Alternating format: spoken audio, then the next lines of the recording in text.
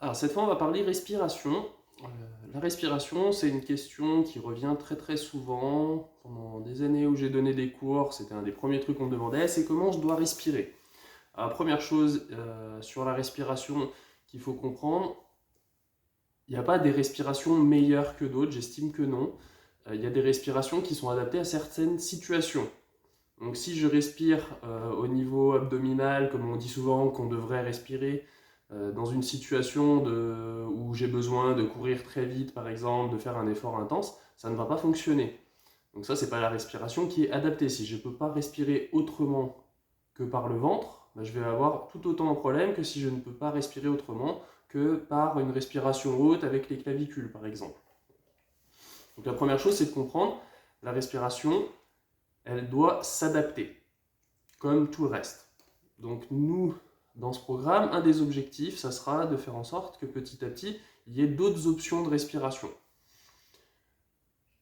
Il n'y aura pas d'entraînement respiratoire à proprement parler, à part peut-être des petits exercices. Enfin, c'est pas peut-être, il y aura des petits exercices à partir du 3e mois pour travailler sur la respiration. Ça sera un travail plutôt à faire en parallèle des exercices. Donc, c'est-à-dire, tout comme par exemple si on fait une exploration au sol, on va chercher à bouger la colonne dans différents angles, et ben on va chercher aussi à respirer différemment. Donc voir qu'est-ce qui se produit si j'essaie de respirer qu'avec le ventre, si je respire qu'avec le haut, si je combine les deux, si je fais des respirations plutôt tout le temps hautes, que je vide pas complètement, ou si je fais l'inverse, que je suis plutôt dans ma réserve expiratoire, donc j'expire et je reste dans la réserve expiratoire. Voilà, donc différentes options qu'il peut y avoir. Est-ce que si je bloque ma respiration pendant 1 ou 2 secondes, ça se passe bien pour moi? Si je bloque pendant 10 secondes, comment ça se passe? Si je bloque poumon plein ou poumon vide? Donc, la respiration, comme la technique, je ne veux pas la limiter à une option. J'aimerais que vous expérimentiez le plus possible votre respiration. Maintenant, il y a quand même des petites choses à savoir sur la respiration, notamment dans le cadre de la gestion du stress. On va faire très simple. Comme je ventile beaucoup, donc si j'inspire et que j'hyperventile, je vais avoir tendance à expirer plus de CO2. Donc il y a un équilibre dans l'organisme entre le CO2 et l'oxygène qui doit se faire. Si je suis en déficit de CO2, donc ça s'appelle l'hypocapnie, je vais avoir une mauvaise assimilation de l'oxygène dans le sang, pour faire simple. Voilà. Le taux de CO2 va permettre de réguler en partie l'assimilation de l'oxygène. Donc si je fais des hyperventilations, en fait je vais moins bien ventiler, je vais moins bien me respirer. Si au contraire je fais de l'hypercapnie, à un moment donné, si je fais trop d'hypercapnie, je vais avoir un déficit d'oxygène parce que je passe trop de temps à respirer, enfin à expirer et du coup à évacuer l'oxygène et à maintenir un taux de CO2 élevé. Donc il faut doser. Ni l'un ni l'autre est bon, il faut s'adapter aux deux conditions puisque dans certaines situations on peut se retrouver dans l'une ou dans l'autre. Par contre, elles n'ont pas le même usage. Donc le fait de hyperventiler, de passer beaucoup plus de temps sur l'inspi, va avoir tendance à augmenter le niveau de stress. Parce que ça va être une stimulation, euh, ça va être un stimulant en fait, voilà, pour faire simple. Si je fais plus de temps sur l'expiration, si je mets mon attention plus sur l'expi et que par exemple j'en fais plus souvent ou que j'augmente le temps d'expiration, je vais avoir tendance au contraire à me calmer. Ça va être une stimulation du système nerveux parasympathique. Donc, dans l'idée, quand j'ai des tensions, par exemple, si je fais un mouvement, alors mettons, voilà, ce mouvement ici, il créerait une tension chez moi, et ben je vais avoir besoin de calmer mon système nerveux, puisqu'il crée une tension. Ça veut dire que mon système nerveux, il est un petit peu, il essaie de coincer le mouvement. Donc là, ce que je vais faire, c'est que je vais faire des petites inspirations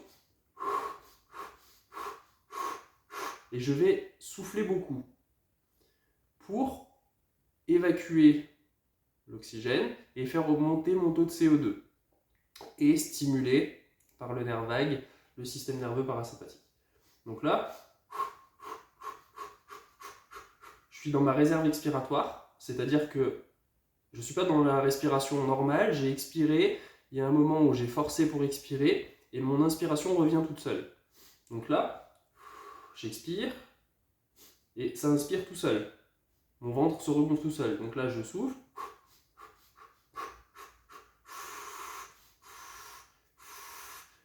Et je vais laisser mon système nerveux se calmer par la respiration.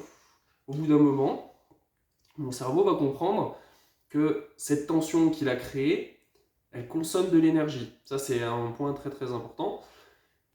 Comme elle consomme de l'énergie et que lui, il cherche absolument à économiser de l'énergie, s'il peut trouver une stratégie qui est plus économe, eh bien, il va la chercher. Et là, en l'occurrence, ça serait, ok, bon, bah, il n'y a pas de danger particulier, on est en train de stimuler les mécanorécepteurs et tout se passe bien. Ok, bah, je relâche. Je peux aller un petit peu plus loin. Je le fais réellement, en fait, là, je suis le matin au réveil, donc je suis un peu moins mobile que normalement. Donc là, j'ai de la tension.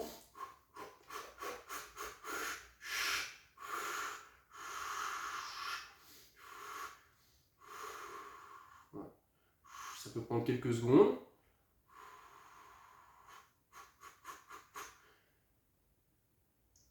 Et ça va mieux.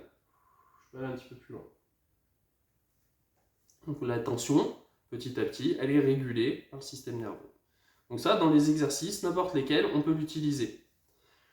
Une autre respiration qui peut être efficace pour ce genre de choses, d'expérience, ça va être la respiration carrée. Donc là, je donne les deux. Donc on a la respiration, que moi j'appelle la respiration systéma, dans un art martial russe, et on a la respiration carrée, qui va être une respiration très contrôlée, au contraire, où on va chercher donc à inspirer sur 4 temps. Alors ça peut être des secondes, ça peut être des temps plus longs. Moi je fais avec des secondes là, donc j'inspire sur 4. Je vais bloquer ma respiration en inspi sur 4 secondes. Je bloque. 1, 2, 3, 4. Là je parle, donc j'expire en fait, mais normalement je bloque. Ensuite, 4 secondes d'expiration. Et je rebloque poumon vide pendant 4 secondes. 1, 2, 3, 4. Et j'inspire. Je bloque. J'expire.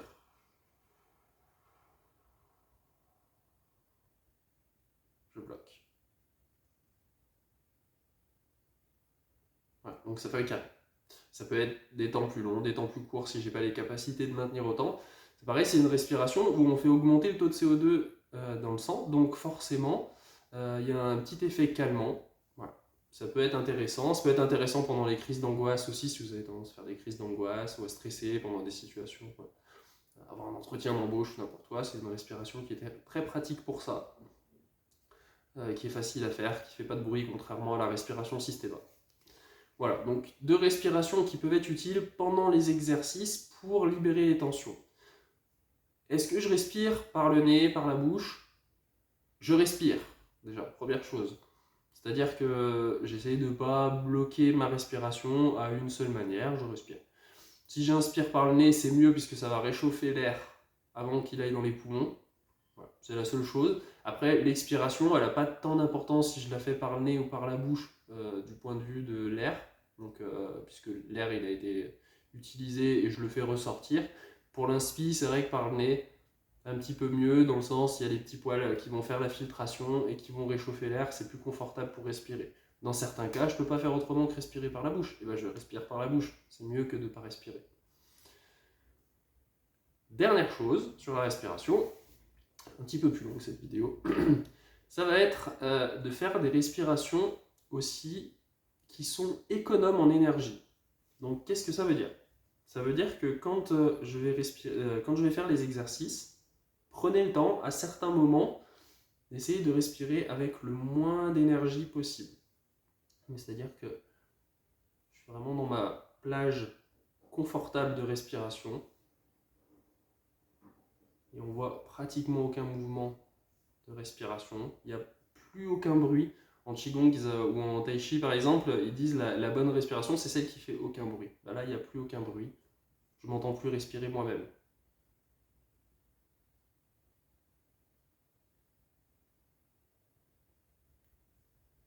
Et ça, pendant les exercices. Ça va permettre au corps d'essayer de trouver des stratégies, encore une fois, qui sont très très économes, consciemment. Mais vous mettez votre attention sur le fait de l'économie de la respiration, et votre corps, lui, va chercher des stratégies pour économiser un maximum d'énergie. Parce que vous lui donnez un objectif qui est fais pas de bruit, consomme pas trop. Et lui va pouvoir chercher les stratégies par rapport à ça. Donc voilà un petit peu différentes pistes pour la respiration pendant les exercices. Évidemment, ça ne s'applique pas si l'exercice est un exercice respiratoire. On suit les consignes de l'exercice respiratoire en question. Voilà, je vous retrouve dans la prochaine vidéo.